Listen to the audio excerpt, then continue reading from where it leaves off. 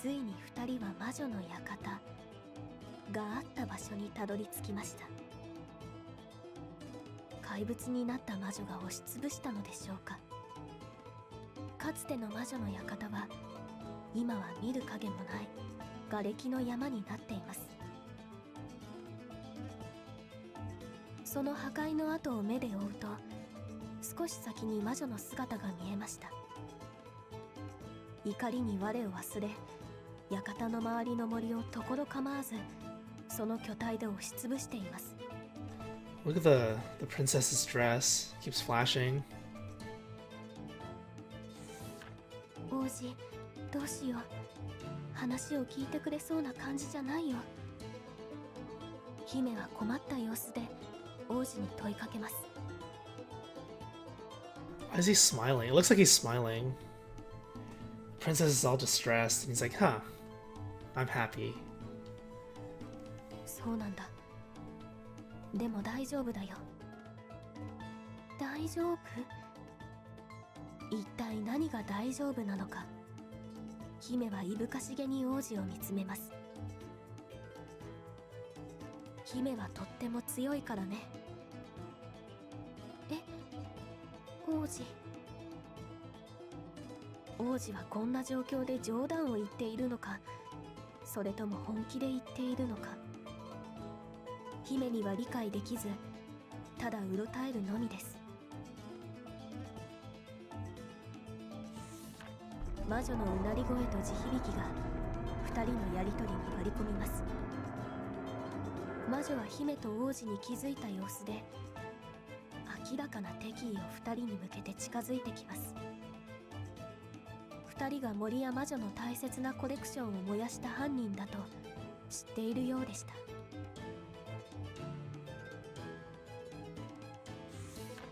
王子、魔女が近づいてくるよ。姫は慌てて王子を連れて逃げようとします。ですが王子は動く様子がありません。The otaku witch is coming. We destroyed her figures. Rip. 姫、今の魔女は怒ってて話を聞いてくれないけど、何とかして落ち着いたら話を聞いてくれると思う。If this is a boss fight, then it's probably one of those raid bosses. I can't just slap her, right? 落ち着くってどうやって？ちょっとやっつけるとか？それができれば苦労はしないのですが、しかし王子は強気で続けます。だからお願い姫、魔女をちょっとやっつけて。できるかな。そう言いながらも姫は狼に変わり、巨大な怪物に向かって地を蹴り駆け出しました。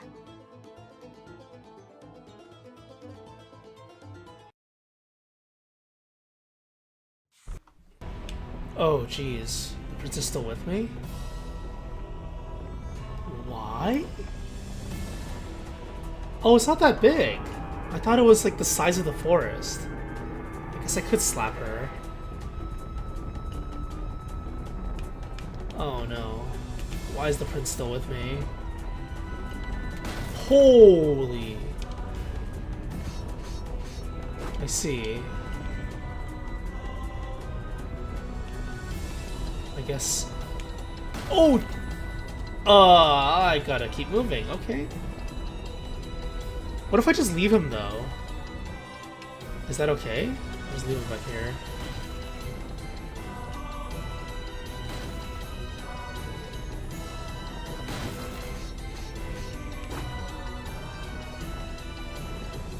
No, there must be. Yeah, that's what I thought. It's a raid boss. So there must be something to catch.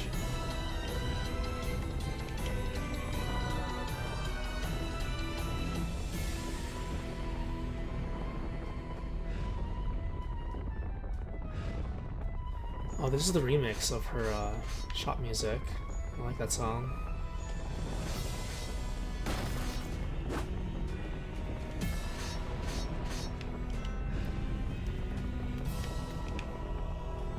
do it again, is it? I'm just gonna hold forward. Hopefully it works out.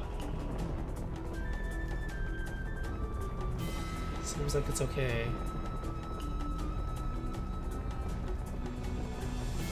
Okay, so the prince has to stand on the bottom. Because I can't... I mean, he can't walk up here.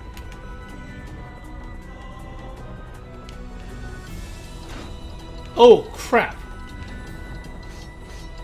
Wait a second, wait a second. Oh, Prince is dead. Oh, wait, no, no. I got this. I got this. I got this. Yes! Thanks, Flower.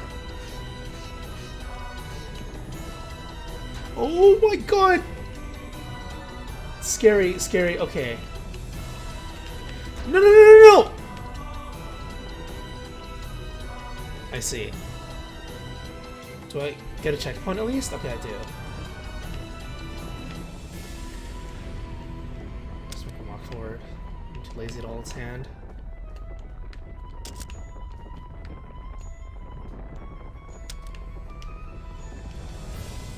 Okay. I'm just gonna jump over this. Kill the birds.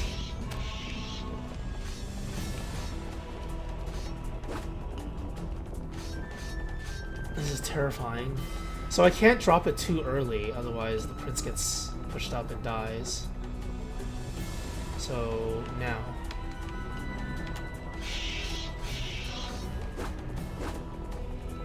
Crap, it's not coming. Oh no, I missed the cycle. Okay. What's gonna happen here? What's going on here? Wait, wait, wait!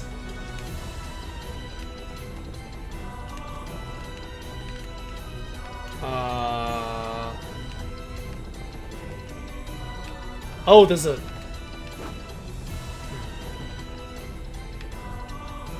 I'll just casually walk off then.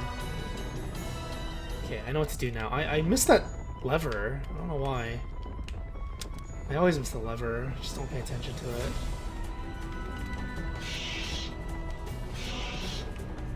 I got this one. Okay, that was a good cycle.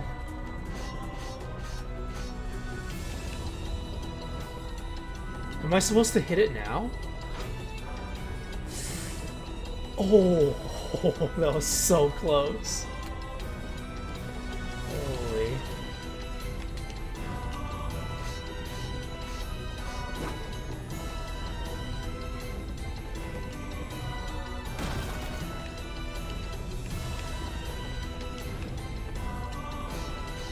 Let's just clear the spikes first. I'm assuming they kill you even in wolf form, because this is the final boss. Wait. Oh, what the hell? What does this do? Oh, I need the prince's help.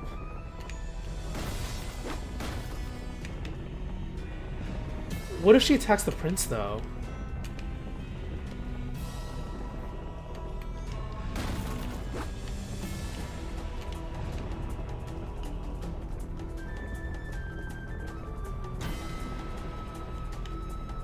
Oh my god, that's scary.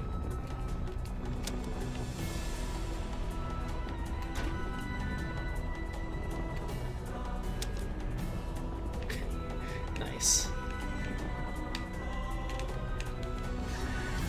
Oh, I got her.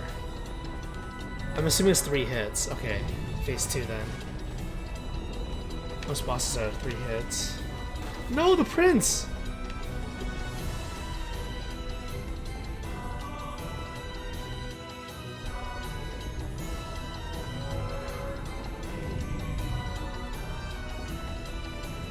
Should be 3 hits for games like these. Oh!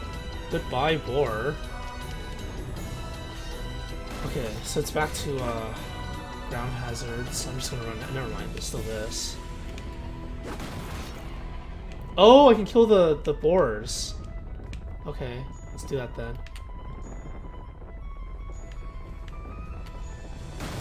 Double kill.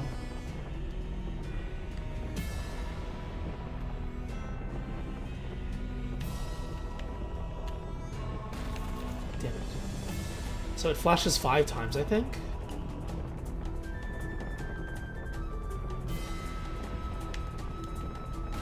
That's bad timing. Oh, I got him. Okay. I don't think it really matters, does it? As long as the prince doesn't die to this.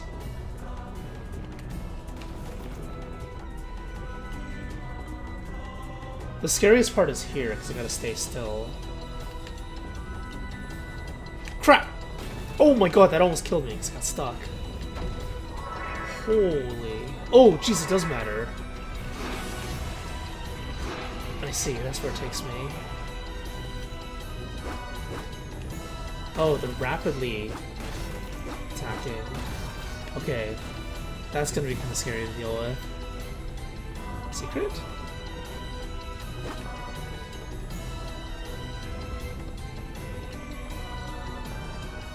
That timing's gotta be good.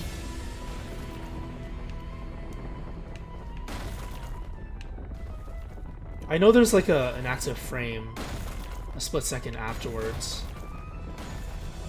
1, 2, 1, 2, jump. Something here. I'm assuming the prince has to carry it. Because I don't know where to put it. Alternate, forward, forward, forward. Oh my god, it's so scary. Okay. 1, 2.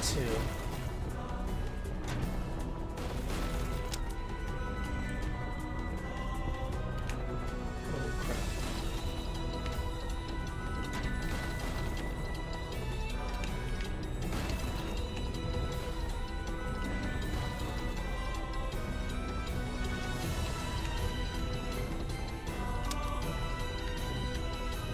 Will he die walking back? Where is he? Oh, good thing I don't die.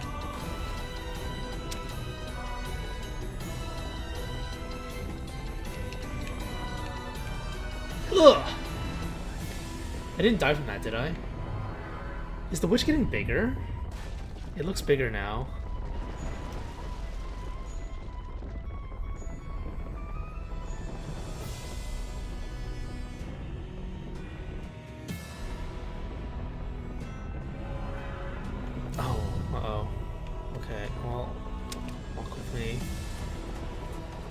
Walk with me. Hopefully there is nothing too scary up there. He's gonna faceplant. No! No, no, no, no, no! I can't control. I'm too far away. I was wondering what happened there. So the prince is getting targeted now, which is smart. She knows that she can't kill me, so she's got to go for the helpless one. Classic supervillain, though, right? Evil witch.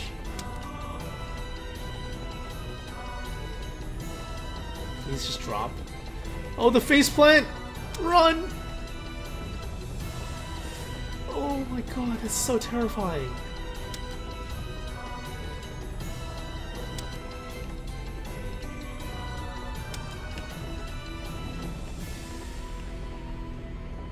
There's gonna be one of those spikes, I think.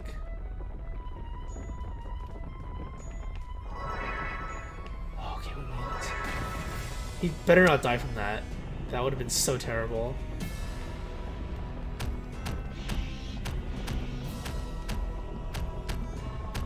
Everything's not dying.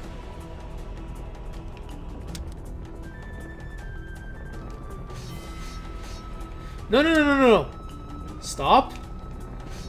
Is it dying now? Is it dead now?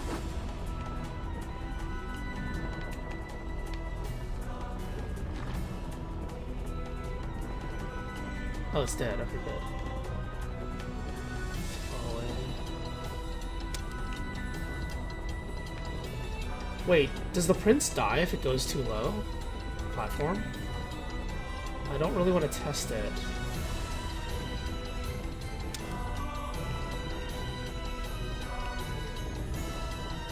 No!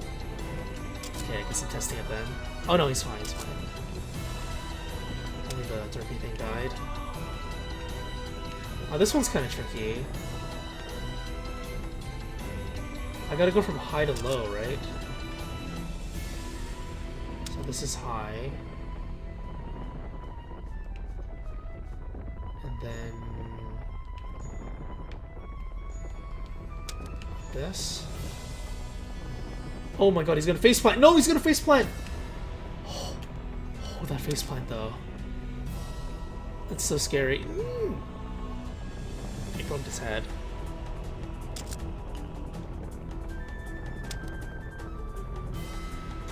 Okay. Ah, he bumped his head again. Where is he gonna turn up though?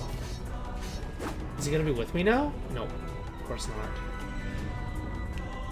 Because of the witch's magic, I can't transform into a wolf. That's not good. The witch is being really careful. Then how do I kill the witch? I gotta slap her in princess form, I guess.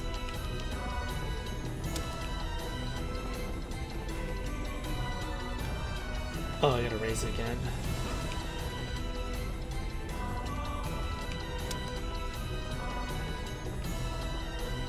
Nice.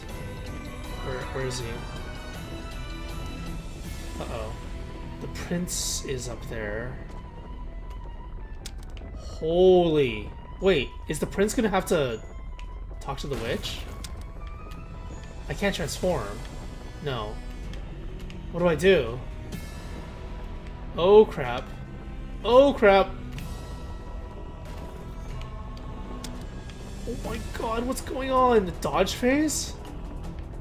Am I supposed to destroy this platform?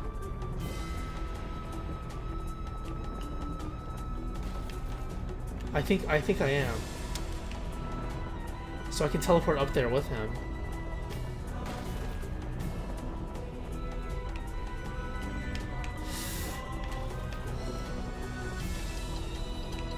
Crap, went too far. Run! Oh, that was close. Okay, I got this. Is this the end? Oh, I gotta spike the witch, right, with her own thing. I did it!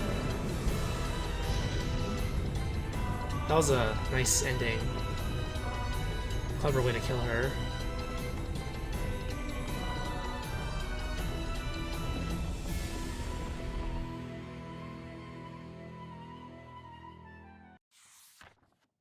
王子と姫は怒り狂う魔女を何とか鎮めることができました。魔女との戦いでもうもうと立ち込めた煙がだんだんと晴れ上がります。怪物から元の姿に戻った魔女はしばらく気を失っているようでしたが、やがて目を覚まし、よろよろと立ち上がります。畜生、大切なものを踏みにじっておいて許せない。あいつらめ、なんでわかってくれないんだ。魔女は朦朧としていて少し変なことをつぶやいていますが、その怒りはまだ衰えていないようでした。魔女はボロボロになった魔法の杖を二人に差し向けました。魔法の力が光となって杖の先端に集まり鋭く輝きます。その破壊的な力が今まさに二人に向かって放たれようとしたとき、ごめんなさい。魔女はピクリと動きを止めました。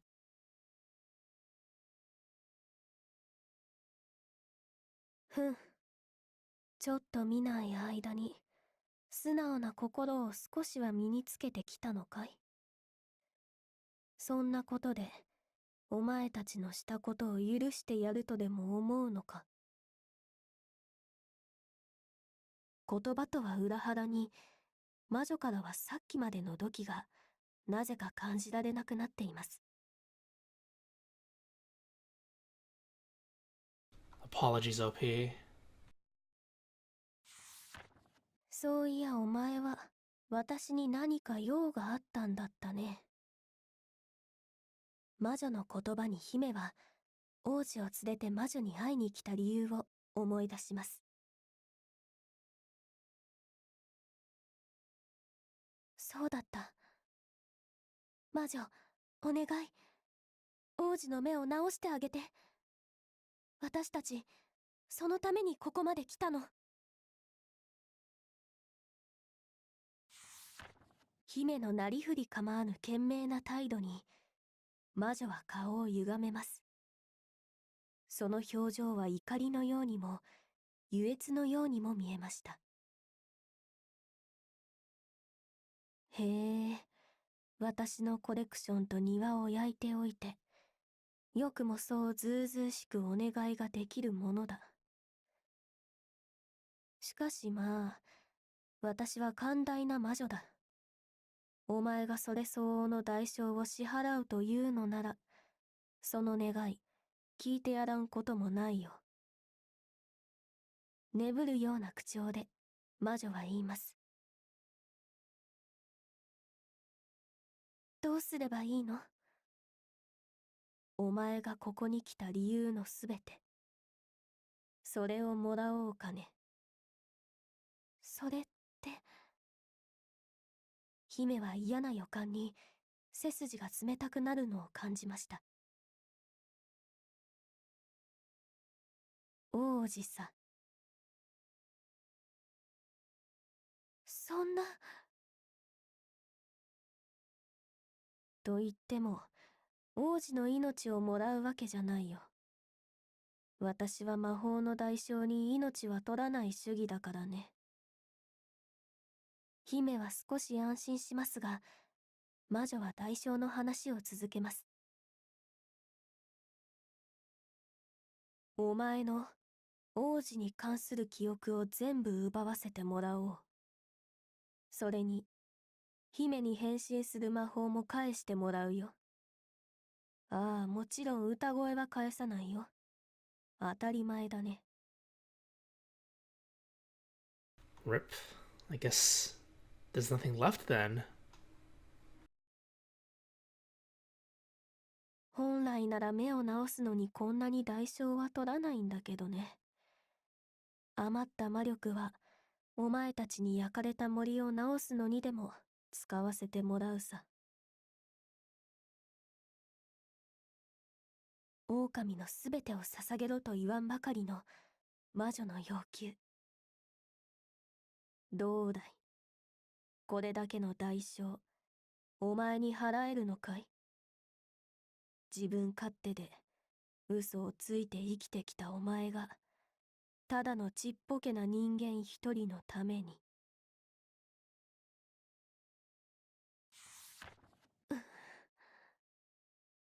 姫、狼は考えます。これまでの出来事、王子との旅、自分がしたこと、今まで生きてきた中で、一番深く、深く考え。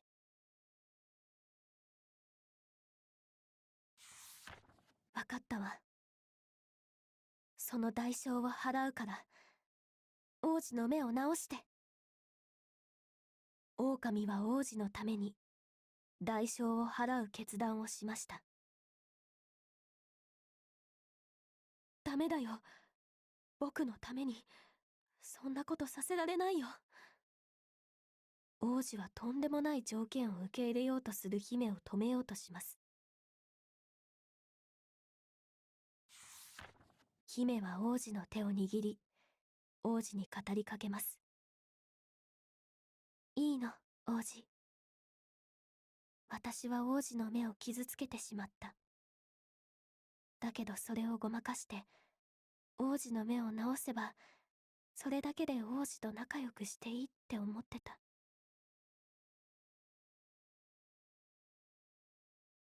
でも、それじゃダメだって分かったんだ。だから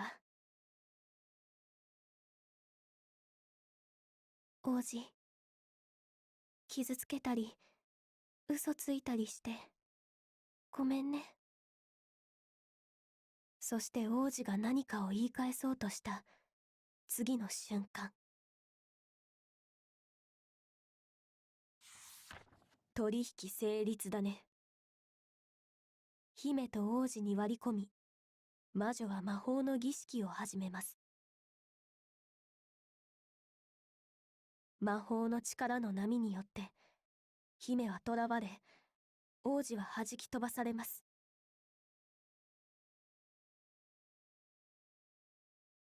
まずはその姫の姿から返してもらうよ。魔女が指をくいと動かすと、あっけなく姫の姿は狼へと戻ってしまいました。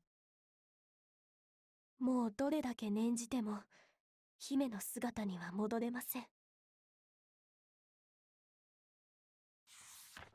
さて、次は代償の取り立てだね。魔女が杖を振るうと、狼を覆う魔法の波が力強くうねります。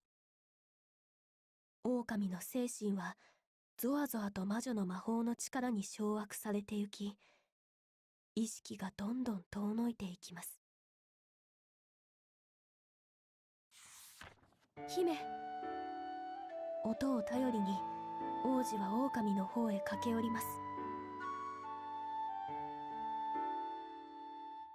王子の力では魔女の魔法の力から狼を引き剥がすことはできません。王子は狼の顔に触れ語りかけます。姫、僕も謝らなきゃ。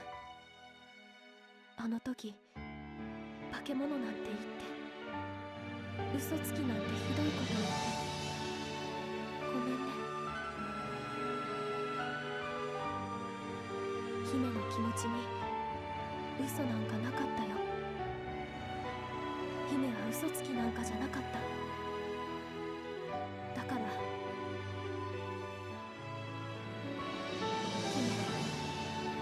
姫が記憶をなくして今の気持ちを忘れても僕が覚えてるから。だからまた。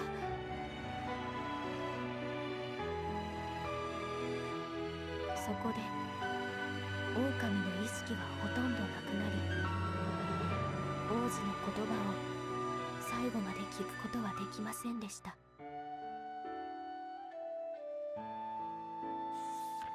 消えゆく意識の中、狼は思います。最後に素直な気持ちで謝れてよかった。王子は許してくれたかな。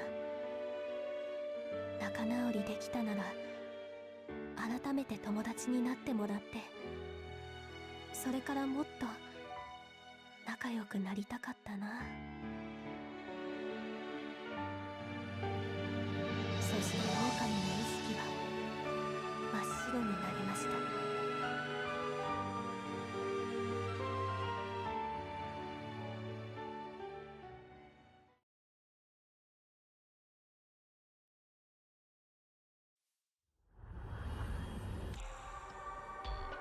Oh, that's it? There must be a post-credit scene, right? Let's wait for it.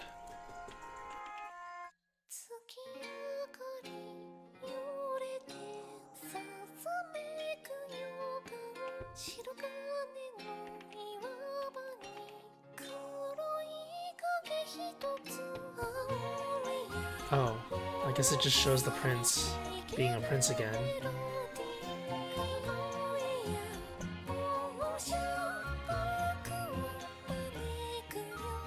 Terrible parents, though. Oh, he got his sight back? Alright. Well, he's the prince again.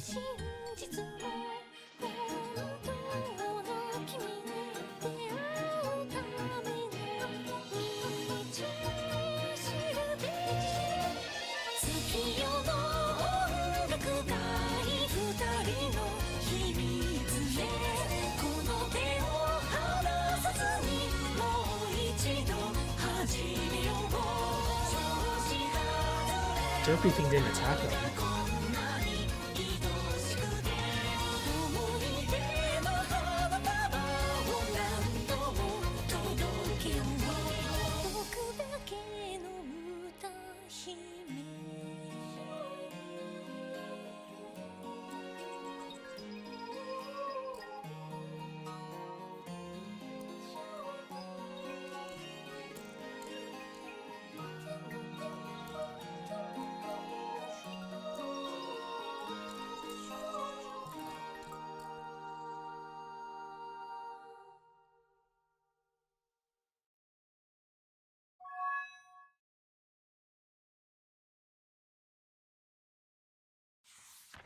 あるところに小さな王国を取り囲む Hmm? 闇深い森がありました。 This is looping? No, no, no. This must be like a subjective perspective. Her memories are gone now. Wait, no, but she's singing again. She can't sing anymore though, right? 昼でも薄暗い闇の広がるその森は魔女が支配し、人食いの化け物が徘徊する恐ろしい森でした。森の闇は奥深くへ行くほどに濃さを増し、人々はその闇を恐れ、森の中へ入る者はほとんどいませんでした。 Is it because I didn't collect all the flowers? Huh. No, it shouldn't loop like this automatically. That makes no sense. Something's going on here. I'm kind of suspicious of this right now. そんな恐ろしい森ですが、月夜の晩には誰かの歌声が聞こえてきます。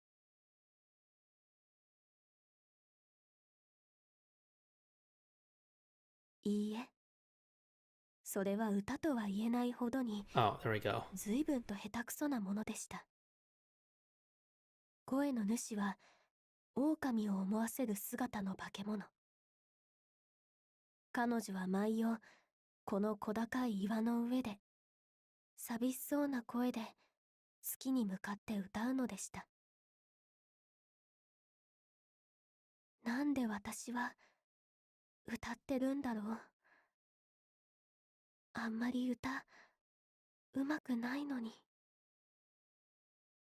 狼は時々とても寂しい気持ちになる時があり、 That doesn't stop most そん people な from 時はな singing. ぜかここで歌を歌いたくなるのでした。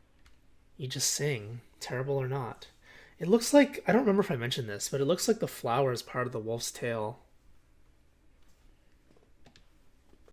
どうしてだろうと考えようとしても、記憶に白いもやがかかり、何も思い出すことはできませんでした。なんか心にぽっかり穴が開いたような感じ。狼の寂しげな歌は夜の闇の中に吸い込まれるように消えていきました。歌い終わると辺りに静寂が訪れます。何をするわけでもなく、狼が空を見つめてぼんやりとしていると、不意に近くから物音が聞こえました。 Dun dun dun. よいしょ。 Uh-oh. 狼は Time びっ loop. くりしました。見知らぬ人間が突然岩を登って目の前までやってきたのです。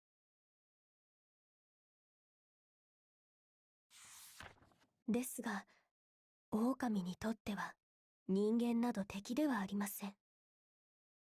しかも目の前に現れたのは肉の柔らかそうな人間の子供でした。最近はあんまり人間を食べる気が起きませんでしたが、久しぶりのごちそうが向こうからやってきたのです。小腹も空いているし、引き裂いて食べてやろうと大きな爪を振り上げました。その爪を振り下ろそうと力を込めたその時、不意にその人間が何かを差し出しました。視界いっぱいに広がる色とりどりのそれに、狼は目を奪われ、振り下ろそうとした手を思わず止めてしまいます。なぜか懐かしさを感じる優しい香りが狼を包み込みました。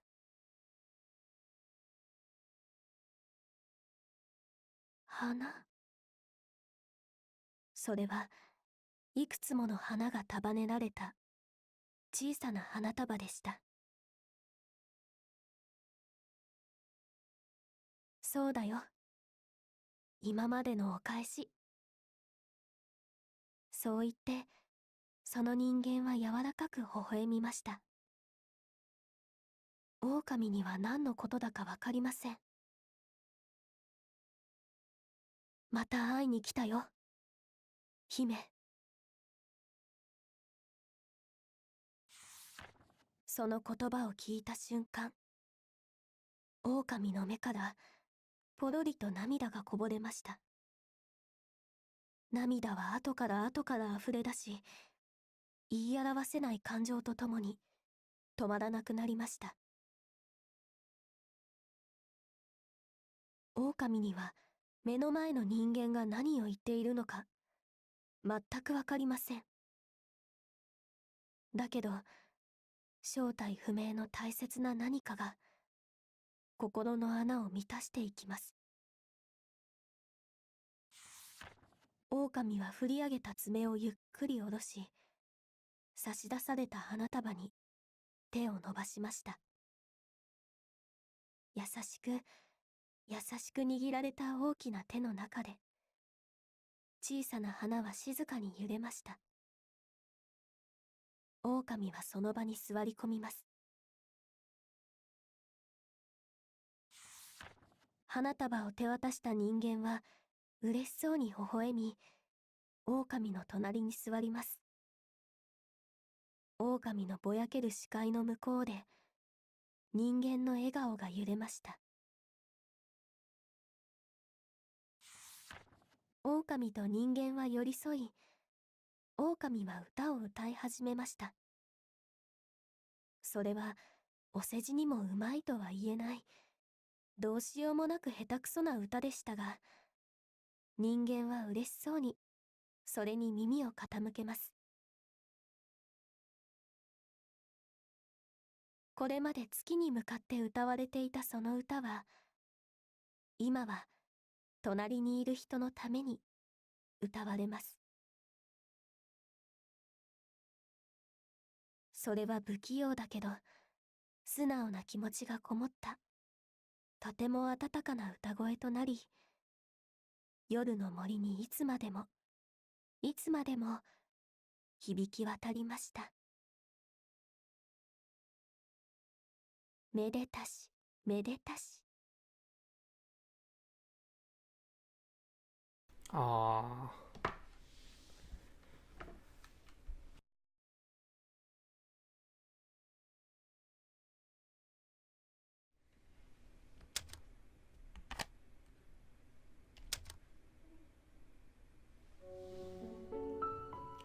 Oh, the intro.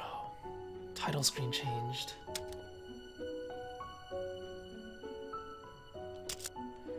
Four-hour game, almost 5 hours. Pretty short. Damn. That was bittersweet. But at least it was, at least somewhat sweet. Not just all bitter. Alright, I'm gonna do my closing statements, and then we'll close the book on this storybook once and for all. Alright, closing statements. So as always, I'm just gonna talk about the game a little bit.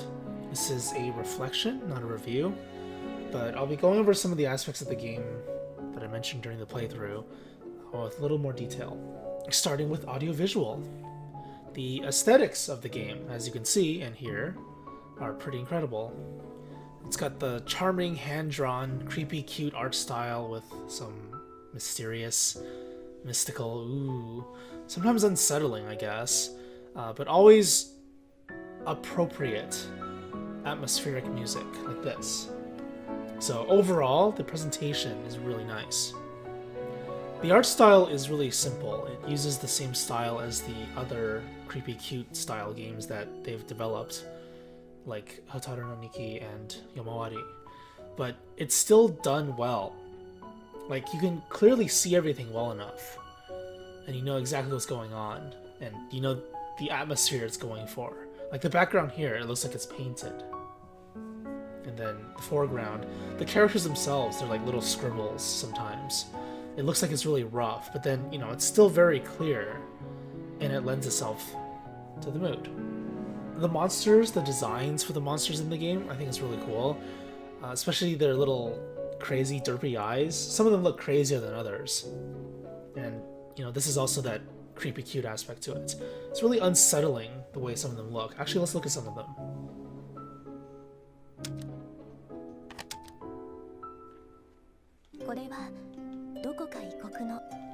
Oh, the game restarted.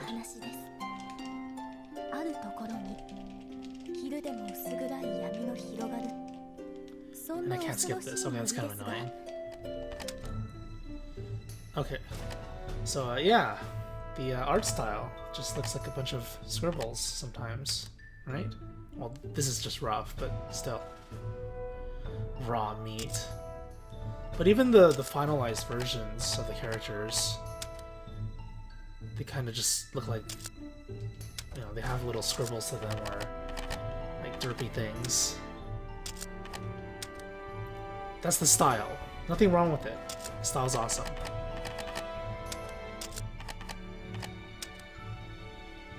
Look at that. Scribbles.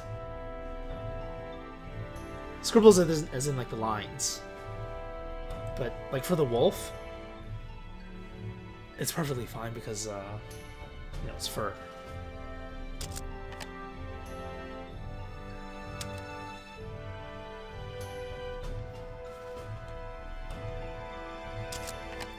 Too bad I didn't unlock everything, huh?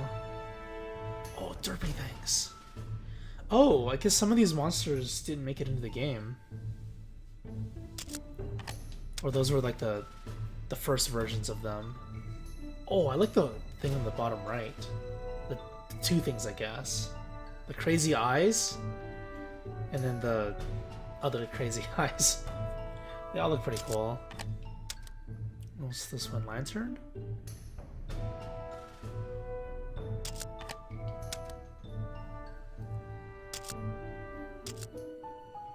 Oh no! The prince is gone! Aww! Okay, that's kind of sad. When I reloaded the game. Oh my god, I should have made a separate save file for the clear data. Whoops. Okay, well, let's continue. Closing statements. Or was I? Right, the clarity of the visuals.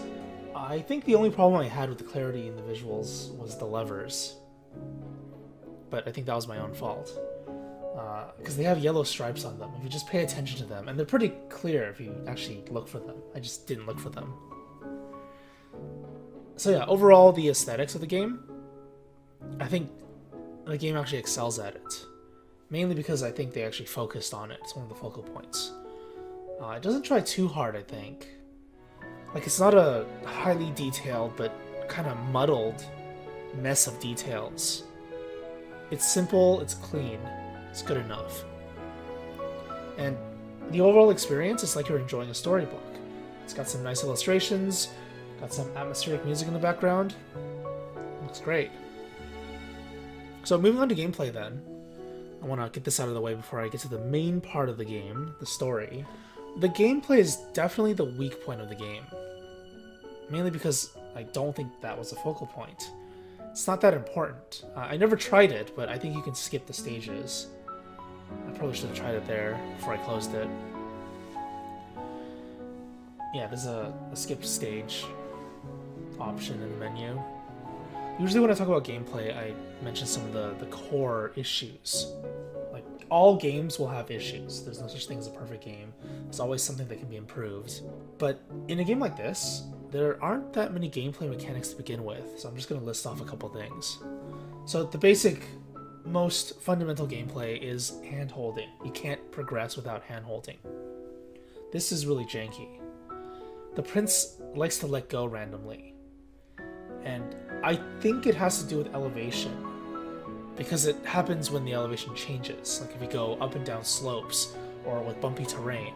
And for sure it happens when you bounce on mushrooms or you fall from a height. So this could have been done a little bit better. Like there should have been a way to lock hand holding instead of like holding it down. But on the topic of falling from a height might separate you from the prince, resulting in death. The jumps are a little bit inconsistent in terms of momentum. So unless you make like a one swift motion with both characters, and that's the key, both characters, you might end up separating them and dying, which is pretty unfortunate. Another element, puzzles in the game. Obviously you need to solve the map to progress, but like actual puzzles, I felt like the game should have had more of, like things that actually rattle your brain. The maps that had the puzzles, they were more enjoyable to me, because most of the gameplay is pretty monotonous. You just kind of wander through the forest. It's like a maze. You just wander through it, and then you kind of do stuff here and there. That's it. You get to enjoy the beautiful terrain, but, you know, there's not much else. Next point, the combat and movement in the game. It's clunky. It's not so much that it's unresponsive clunky, it's just that it's poorly executed. The floatiness and the attack delay, and they make the combat slower, kind of unnecessarily so. It could have been faster, it could have been more fluid. The enemies bouncing back when hit also means that you need to lock them into the sweet spot, otherwise they get scattered outside your range, you have to reposition yourself. I mean, that's not necessarily a bad thing. It's just when you think about it in tandem with the slow, clunky movement and the attack delay stuff, and that's when it becomes a problem. It just doesn't feel good for the player. Like controls and all that stuff, it should feel good for the player. That's the most important point. If I have to adjust myself and make sure that I'm not delaying myself whenever I make an action, like even the transformation action puts you in a delay, or like certain actions of the prince, if you fail a command, this kind of stuff puts you in delay, but why, right? It's unnecessary. Next point, enemies are boring and uninspiring. It's likely because the movement mechanics aren't that detailed, so as a result, the enemies aren't that detailed as well. For what the game attempts to do, I think it's fine. It's just pretty bland. That's it. I feel like the enemies probably could have had more advanced mechanics. Like, for example, ones that force you to act a certain way in response, or use the prince to help you fight them. Maybe not directly, but, you know, indirectly to some extent. Some of the puzzles were like that. Like, you needed the prince to open up a door so you can shoot the flower at the little thingies. And also the final boss, obviously, you needed the prince to help you fight it. So these kinds of gameplay and combat mechanics are what I wanted to see more of. But instead, a majority of the game is just you roaring everything to death. Next point, final point. Overall, I think the game is lacking because it's just a giant escort mission. And it doesn't help that your VIP has 1 HP and has a slight fear of heights, or like death by heights. Even a slight bit. Even that is inconsistent. Like, how far up do you have to be to die? I feel like it's a matter of distance. Like, if you travel forward and down, it's different than just traveling straight down. So if you travel forward and down and fall a certain distance, you die. That's what it seems like to me, but I could be wrong. But yeah, overall, the pitch of this game, the core gameplay of this game is innately frustrating because you're babysitting. It's unfortunate because unless you perfectly execute the movement and teamwork mechanics, escort missions are really, really frustrating. Now, luckily this game isn't too frustrating. Not just because you don't get punished too hard for failing, lots of checkpoints and stuff. But because in general, the enemies aren't that challenging. So that itself could be a problem as well, if you want to consider that. It's not very challenging. That said, though, the attempt at making the prince essential to solving certain puzzles was done adequately, like I mentioned with some of the examples. But I'd say the best puzzles were still the ones that had the numbered posts. Like the one with the multiplying. Cross them as in the X for multiplying.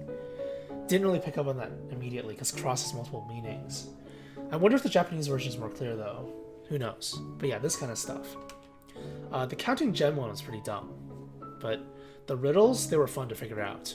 And I would have wanted to see more of that kind of stuff, instead of utilizing janky gameplay mechanics. What I mean, though, is focus on the narrative, which it already does, and puzzles. Kind of like a point-and-click adventure game, or something like Professor Layton. But of course, that doesn't exactly align with what the designers wanted to do, I guess. So, the game isn't like that, unfortunately. Still, just imagine it. Imagine going through a series of dangerous places, changing environments, each with their own different styles of puzzles and enemies.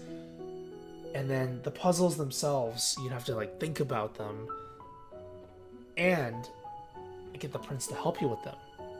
But again, the game is not about gameplay. It's about story. So let's talk about that. This is going to be the long section. I'm going to go off on several tangents, probably. So to preface this, I'm usually really critical about stories. Some would even say overly so. I think it's fine. Of course, I would say that, though. But it's only because I appreciate a well-done story and the thought and effort that goes into creating this type of story. I think stories that blatantly appeal to emotion, in other words, modern melodrama, like what you see in most anime, manga, and games nowadays, or games that appeal to heavy action, cool combat, violence, just for badass appeal and a shock factor. And also, stories that hit you with a political narrative. Ones that want to change your beliefs about a certain social construct. These kinds of stories, I think they're weak and low effort. It's easy to use a simple story, make everything pretty appealing, really cool, badass, cute, whatever. And it's also really easy to just take a stance and throw your opinions around, and then clearly label a good and evil to make sure that your opinions are portrayed as good and the others are portrayed as evil. Simple stuff. You can obviously make a story like this, and people will still buy into it because they can connect with it. It's hard to create compelling characters, though, whose actions and interactions within the story world guide the audience along with character development and experiences to create a vivid fictional world and story that is live, intriguing, and intellectually stimulating. That was a mouthful. This story definitely does appeal to emotion, but it does so in a thoughtful way. So much media nowadays relies on heavy melodrama, characters screaming and crying to the point where it's nonsensical because the audience, we as the audience, they don't have the same degree of attachment to the characters unless the story effectively gives us a large amount of concise, internally consistent characterization that allows that to happen. But, that takes effort. Effort that most people don't want to put in. In many stories nowadays, they use externally consistent characterization. The audience attaches themselves to the characters because they look cool or cute, they have nice clothing, they have cool voices, they have certain beliefs, certain experiences that the audience shares.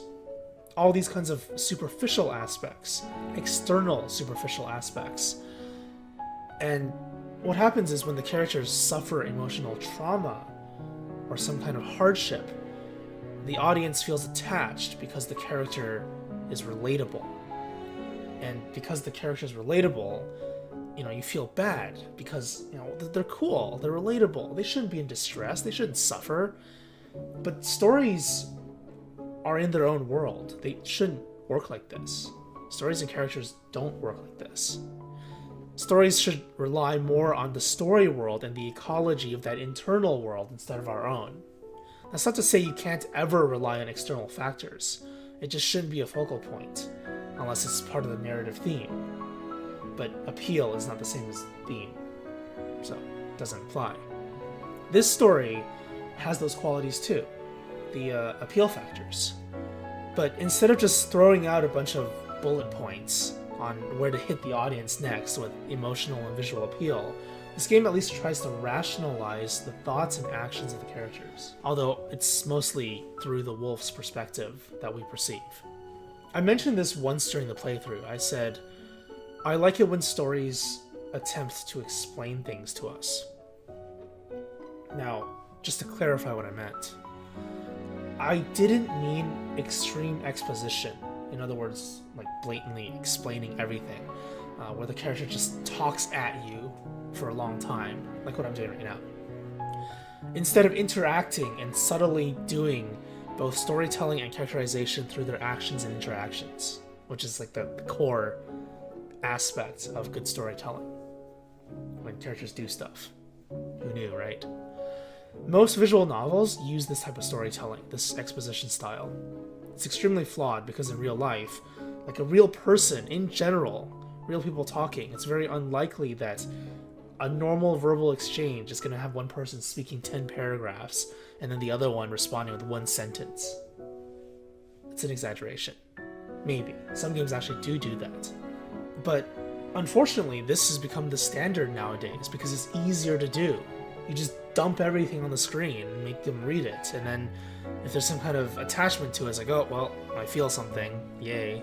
Popular games like Fire Emblem and Persona, they do this heavily, which actually detracts from the story and characterization, unless you have that illogical attachment to them already. This attachment doesn't derive from anything internally consistent, so it's kind of flawed. What I did mean by explaining things is the rationalization aspect. Why the characters are motivated, clearly why they're motivated, and the process of motivation and development over time due to internal factors. It's a set of logical and reasonable actions. So, for example, the wolf. As you can see, she's alone right now because I pressed continue and then loaded the game. But this is where we start. The wolf, despite being a monster, was humanized. She's lonely. She's alone there. She likes singing. And then finally, she found someone who enjoyed her company, who enjoyed her singing, thought her voice was beautiful. But unfortunately, like humans, she accidentally hurt the one she cared about. This was her motivation, to right her wrong, to help the prince, to heal the prince. But what happened was she made things worse. She kept pretending to the person that she cared about. She kept lying, thus the title. She led the prince on, both figuratively and actually. And what went from a journey of recovery for the prince, healing him, became a journey of self-indulgence, where she was enjoying this time with him more than anything else. So she was gaining from this. She enjoyed the adventure. So we see this kind of flawed character. Our player character is flawed in many ways. And not flawed because of something we perceive from outside of the game. It's the actions that she takes within the game and the story. Even some of the fun parts of the game, like the raw meat exchange. It's emotional, yes. Definitely emotional appeal. It's adorable, it's cute, innocent. We like that kind of stuff. But it's also rational. It's also logical, because it shows that she wasn't human. She didn't understand humans. She didn't understand the prince. She used her monster logic that doesn't apply to that situation, and she fed the prince raw meat. She's like, yeah, this is good, right? Now, this kind of portrayed innocence, it's an appeal factor, but it also makes sense within the story. So that incident, as well as some others, including like her physical change, is that she wanted to change herself and her habits. She wanted to be someone who she thought the prince wanted to be with. Again, really flawed. But eventually, through a lot of hardships, the prince accepted her monster form. And eventually, she accepted that as well. This is who she is. She's a monster. And some of the other aspects of the character, like her fear of fire, she overcame it. Why? Because she had to, for the prince. So yeah, those are just some examples from the internally consistent characterization and development of the wolf. It's true that both the princess and the prince are stereotypical anime trope characters, but all characters start out as a stereotype to some extent. And that's why development is important. It's what differentiates them from the stereotype, allows them to grow and thrive within their own story world. My only criticism, and this is probably a little bit harsh, is the prince is a weak character. The prince in his existence is primarily there as a tool to develop the wolf or the princess. In other words, he doesn't really break away from the stereotype enough. But his inclusion is necessary because without him, the wolf has no motivation. He is the wolf's motivation. We can only see her development because he exists. So, therefore, he's essential. But he could have been anything. Any kind of motivating factor would have been fine because he doesn't have that much of a personality. He has the stereotypical personality, that cute, sweet, innocent prince. But what else is there? Nothing really, internally. But the wolf is the core in the story. As long as she has the motivator, she will continue to develop as the story progresses. So overall, what the story does well is its direction. We clearly know where it's going. It knows where it's going. We know what's going to happen, or at least 90% of it, I guess. Yet it's still intriguing enough because the interactions are enjoyable and logical. So many stories try so hard to add a sense of exoticism or mystery because we're in an era where people are like, oh, I know what's going to happen. I can predict everything. Even the people who don't read too much, because they're constantly exposed to very similar stories and storytelling techniques, they know the ending already. Especially if you play these kinds of games, or Japanese style games and stories in general, they have very similar themes and styles because it's a cultural thing. Power of Friendship is a good example of that. But it's okay to be predictable. It's okay to lead the player, the audience, a certain direction, if the direction is solid. So instead of trying to add that exoticism and mystery to the story, leaving the player in the dark, which is what a lot of stories do, it's deliberately leaving them in the dark and not explaining things to them, and then all of a sudden there's a twist at the end. Ooh, it's a twist. This game doesn't do that. This game doesn't have to do that. It's very clear what the goals of the game are, what the wolf's goals are. The exoticism and mystery are portrayed through the audio-visual aspects of the game, which is where most media should keep it, separated from the core story. And the foreshadowing in this game, we know what's going to happen. It's pretty obvious, I think, at least to me, from the moment the wolf meets the witch, that she's going to have to give up a lot, not just her singing voice. The singing voice gave her the princess form, which allowed her to interact with the prince. But what about the prince's eyes? How much is that going to cost? That's foreshadowing. There's no mystery or deliberate hiding of the witch's stipulations and her personality, what she does, because there was already a precedent. But regardless, we're still interested in the story and the interactions in the story. And then ultimately, in the end, she had to pay for a lot more than just the prince's eyes. She had to pay for the forest.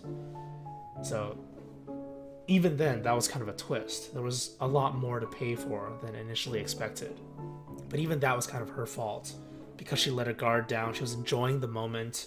She wasn't careful of the moonlight, even though the witch said, be careful of the moonlight. And that kind of leads into my next point. This is a modern fairy tale.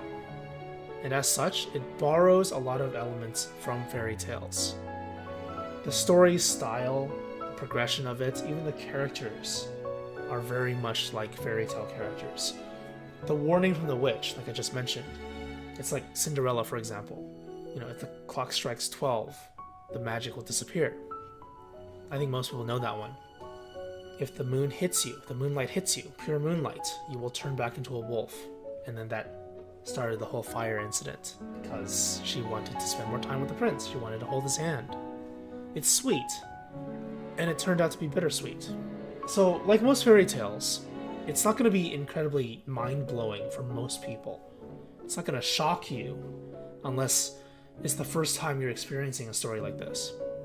But there's always a moral or two that you can take away from the story, something you can learn.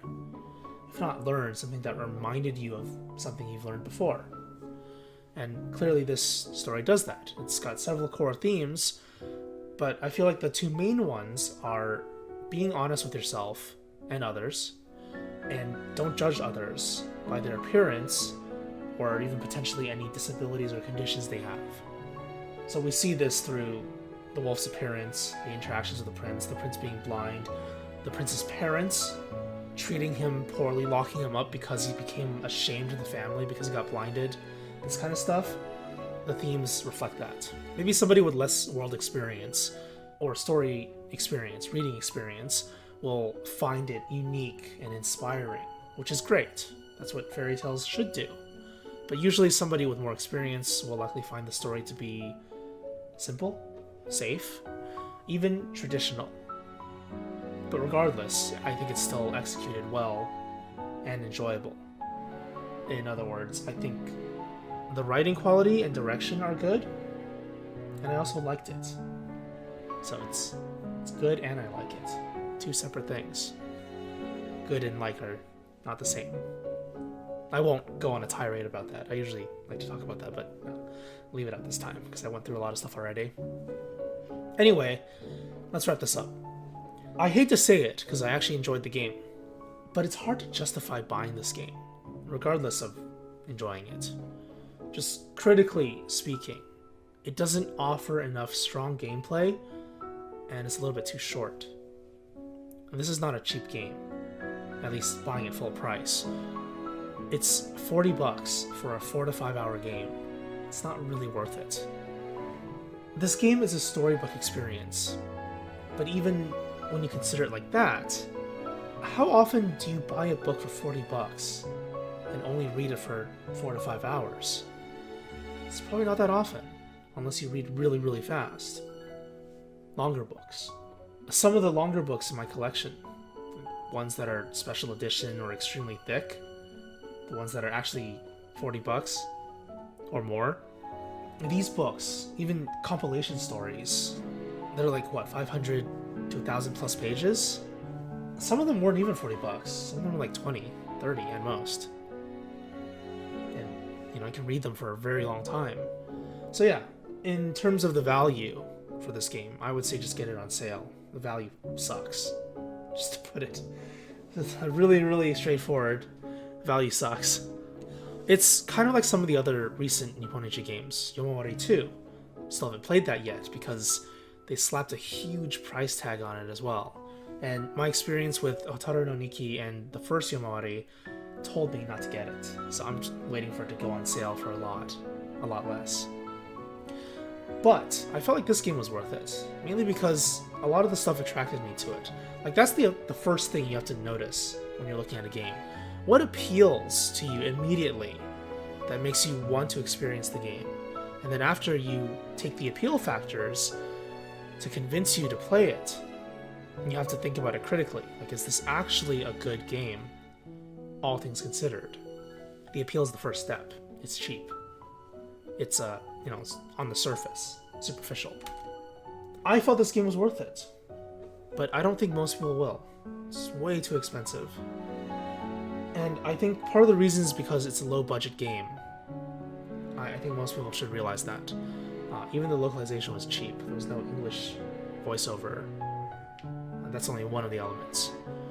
I feel like they don't make too much money off these games. Like, in general, Nipponichi has 3 main categories of games. They're flagship strategy RPGs, like Disgaea. They're Japan-focused, like the games that target a Japanese demographic. The ones that mostly use appeal factors and like have a grind-intensive style of gameplay. It's similar to the strategy RPGs, but a little bit different as well. And finally, this kind of game, the Creepy Cute series. These games are short stories. Short stories as in, they're stories that are short, and they're like short stories, the style of medium.